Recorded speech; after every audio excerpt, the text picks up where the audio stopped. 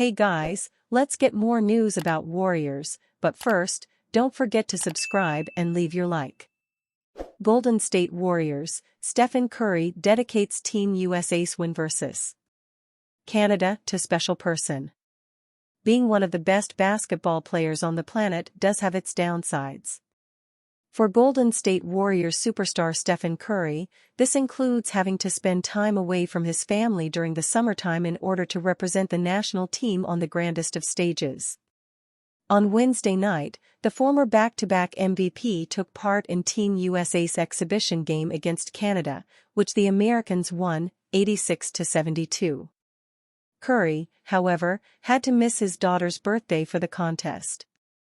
In his post-game interview, Curry had to send a special shout-out to his daughter, Ryan, who was celebrating her 9th birthday on Wednesday. Steph apologized for missing the milestone before sending his love to her second daughter. "It's my daughter's 9th birthday," Curry said. "Happy birthday, Ryan, I'm sorry I couldn't be there. We're here playing basketball, doing what we love. I miss you. Love you. Happy birthday." That's not the only family occasion Curry has missed through the years, and it certainly won't be the last. Such is the perks of being one of the biggest superstars to ever pick up a basketball. As Steph said, though, he's out there doing what he loves, so I'm pretty sure his family understands. They'll also be prouder of him if he comes home with his first ever Olympic gold medal once he returns from Paris. For now, though, the celebrations will need to be placed on hold. Steph puts on Team USA show, but sees simplicity as best path to gold. Steph Curry's superhero cape became torn, tattered and worn down to its final threads the last few seasons, carrying the Warriors to a 4th NBA championship in 2022 but seeing the franchise's sovereignty fall by the wayside each of the past 2 years. Surrounded by fellow champions, MVPs, and All-NBA players on Team USA will create a world for Curry closer to the supervillains era of the Warriors, as first seen Wednesday night at the T-Mobile Center in an 86-72 exhibition win against Canada. The biggest adjustment Curry is noticing he will have to make in his first Olympics might come as a surprise. "The different shots you're going to get," Curry said after Team USA's win. Miami Heat head coach and current Team USA assistant coach Eric Spoelstra recently gave this group of the game's giants a reminder of that exact fact Curry witnessed against a strong Canadian team. "Every person on the team is a high-usage player used to having the ball in their hands, creating and knowing where the defense is. Highlights will come in bunches. Viral moments are inevitable. Simplicity, however, is what will lead to a gold medal. On this team, catch and shoot, simple shots, you got to be able to knock them down," Curry continued. "You don't know how many you're going to get, you don't know when they're going to come." Yet still, Curry found plenty of ways to please the crowd. There was his fast break alley-oop delivered to LeBron James that had a packed crowd featuring President Barack Obama and some of the biggest names in men's and women's basketball history ready for more. Every time Curry was in position to unleash a three-pointer, fans were ready to roar. Aside from the screams and cheers for Obama, the biggest rush of excitement for the fans might have been from a Curry layup as he caught fire to start the second half. Curry at the top of the three-point line with Oklahoma City Thunder MVP candidate Shai Gilgeous-Alexander, hesitated and blew by him. For reasons he only knows, longtime Warriors rival Dillon Brooks then abruptly stuked his right foot out, to which Curry tripped but kept his balance enough to continue his path to the hoop.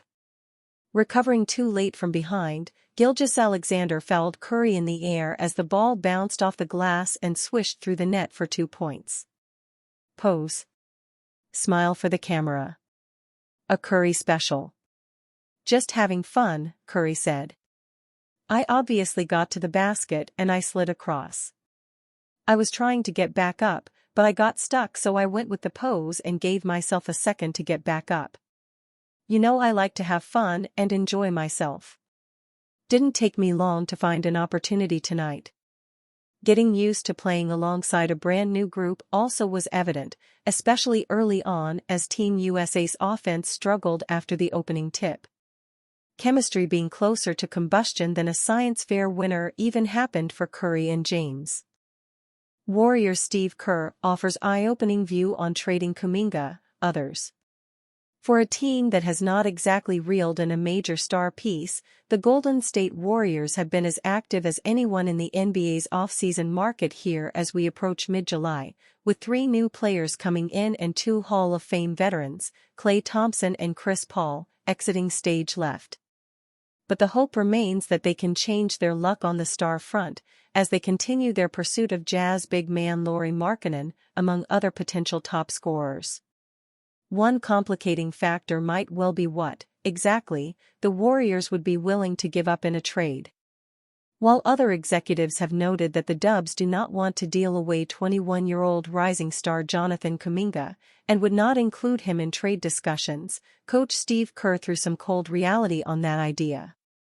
Speaking on the Willard and Dibbs show on 95.7 The Game in the Bay Area this week, Kerr made clear that for every team in the NBA, just about everyone on the roster is available for a trade. That, surprisingly enough, includes Kuminga. Here's how Kerr answered a question that began with a reference to Kuminga having survived in Golden State through his first 3 seasons, despite a raft of trade rumors over the years. First of all, you have to understand, there's very few players in the league who are not talked about in trade discussions. Steph Curry is not being discussed in trade talks. Everybody else is, Kerr told the program. And if you went down the list of NBA teams, the Lakers probably are not talking to anybody about LeBron, you know? Everybody's got maybe 1 or 2 guys who, they are off the table. So the vast majority of the players in the NBA, the players are constantly going to be discussed in trade talks, because everyone's trying to do the same thing, which is improve their team. The Warriors clearly have a need to continue to improve. They were a 46-win team last year, which got them into the play-in tournament, but a potential trip to the playoffs was cut short by a loss to Sacramento. Steph Curry is still in place, but the Warriors badly need a number 2 scorer for him. Forward Andrew Wiggins is one of the Dubs' big potential trade pieces. Young players like Moses Moody and Brandon Podziemski could be, too. The Warriors have salary fillers like Kevin Looney on hand, too. And they could trade up to 2 future first-round picks. But Kuminga is the big question mark. He had a breakthrough year in 2023-25, averaging 16.1 points, 4.8 rebounds, and 2.2 assists. He shot 52.9% from the field but needs to improve at the three-point line, 32.1%. The Warriors certainly do not want to trade Kuminga. With JK, we love the strides he has taken, Kerr said. He's got room to grow, which is exciting. We're working with him, he's been great, he is having a good summer. I am excited about coaching him next year and seeing how much better he can get. And that's the dilemma the Warriors face in making a trade. They could send away Kuminga as part of a package for a proven NBA star, or they could gamble that Kuminga is ready to take a leap to stardom with a bigger role in the offense this season now that Thompson is gone. Either way, the trade market figures to move slowly around the NBA from here. Kuminga can count on hearing his name in chatter for the foreseeable future. And you, fan? What do you think of the situation of Jhonatan Kuminga? Leave your opinion in the comments.